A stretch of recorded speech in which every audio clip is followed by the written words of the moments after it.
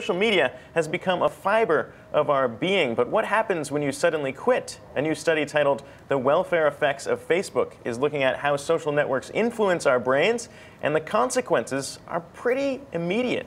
We're joined by one of the researchers, NYU Professor Hunt Olcott. Professor Olcott, it's a fascinating study. Walk us through your findings. I mean, what was the most surprising thing you saw when you were looking at people who quit Facebook?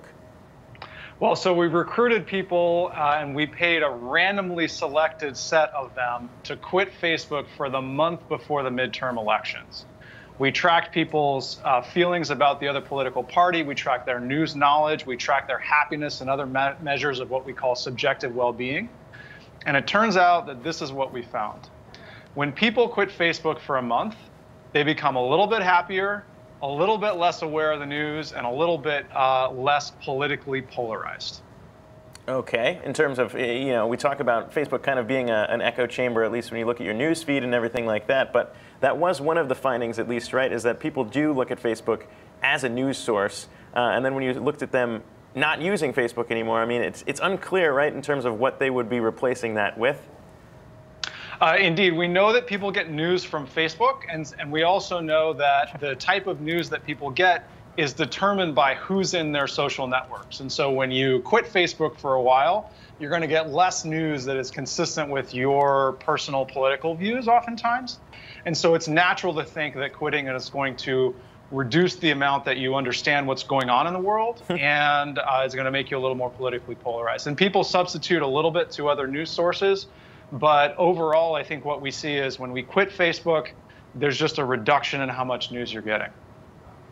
I'm curious, why, do people, is Facebook a little stickier maybe than Twitter or some of the other social media platforms?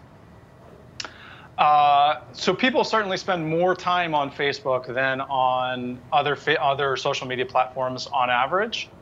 In terms of stickiness, our study is not really well designed to track that, in the sense that we paid a group of people just to stop. And so most of these people just said, oh, you're going to pay me, I'm going to stop using it. So in that sense, that was what was going on in our study. What I can say in terms of stickiness is that after the midterm elections, we were no longer paying people to have quit.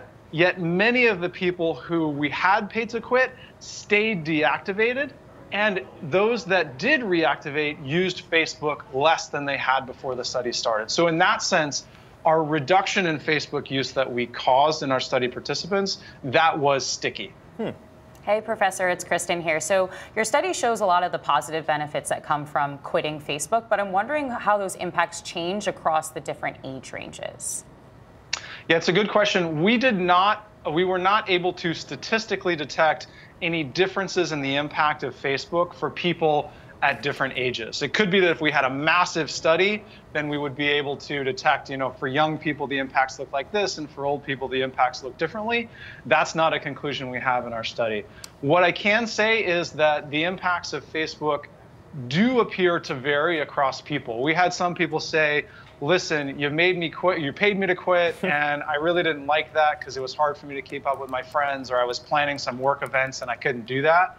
We had other people that said, you paid me to quit, and I realized that I didn't really like it anyway.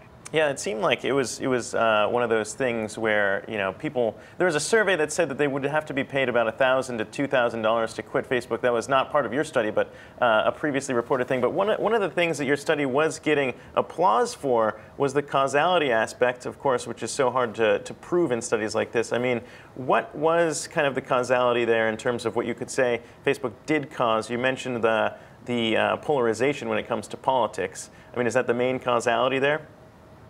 Right. So the reason I think our study is important relative to past studies is exactly this issue of having a randomized experiment with a large sample of people. So in the past, a lot of the studies on whether Facebook makes you happy had done a survey of people. They asked, how much do you use Facebook and how happy are you? And many of them would show that people who use Facebook more are less happy. The problem there is correlation doesn't equal causality, so we don't know if Facebook is causing people to be less happy or if it's just that less happy people end up using Facebook more. So you're right to identify that as a key contribution of our study. Now, once we're doing this random assignment of people to be paid to quit Facebook, we can look at the causal impacts of quitting Facebook on a number of outcomes. And we found that, as I said before, quitting Facebook makes you a little happier, a little less aware of the news, and a little bit less politically polarized. All right, so maybe just sometimes better not to know. All right, thanks, Professor Hunt Alcott. Appreciate you joining us. Thanks for having me.